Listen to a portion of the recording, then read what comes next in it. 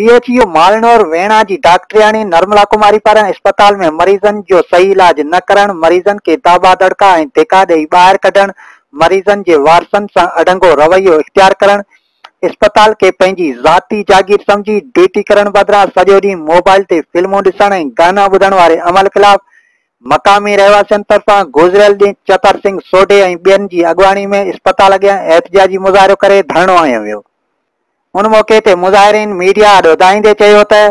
डॉक्टरनि जेको सो इलाज नथी करे इन अस्पताल में मरीजन जो। असांजा काफ़ी सारा मरीज़ आया आहिनि, उन्हनि खे धिका ॾेई ॿाहिरि कढी छॾे। काफ़ी टाइम खां असां शिकायतूं ॾिनियूं आहिनि ऐं डीएम सां मिलियो आहियां, सभिनी खे शिकायतूं ॾिनियूं आहिनि, पर खर्तल को बि नथो निकिरे। हुनजे करे असां अॼु सुबुह खां पोइ हिन गेट ते बीठा आहियूं, केरु ॿुधण वारो आहे कोन। हुनजे करे असां इहो धाईंदा आहियूं त असांखे डॉक्टरनि हिते न खपे, डॉक्टरनि खे बदिली करे कढियो वञे था। मसलो ये तो अदम मरीज आ मैं घर ठीक नथी कम कर दूं तेड़ी आए तो उहे हिसाब से जो डॉक्टर ने इलाज को कलाक खान टेबल त थैली पई थी वो कम पछे जो अस्पताल हमला सजे वन कई पे थैली लगा सीरियस हालत खून हले पे डॉक्टर जो थैली कोन लगाए पछे जो वन कयो भाई जी थैली तू नथी लगा थैली दे डॉक्टर ना दिया जे असी की मरीज सीरियस हालत में थी तेड़े जा पछे भी जो डॉक्टर धमकी ॾियण खां पछे जो थैली लगाए थैली आउट थी आउट थियण खां पछे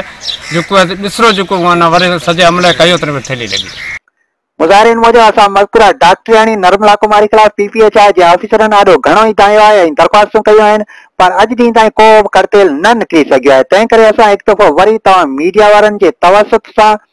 वास्तेदार इख्तियारी वारनि खां मुतालबो कयूं था त मज़कूरा डॉक्टरियाणी खे हितां हिकदमि बदिली करे असां सां इंसाफ़ कयो वञे। ॿी सूरत में असां मालनौर टू मिठी मेन रोड बंदि करे सख़्तु एहतिजाज कंदासीं।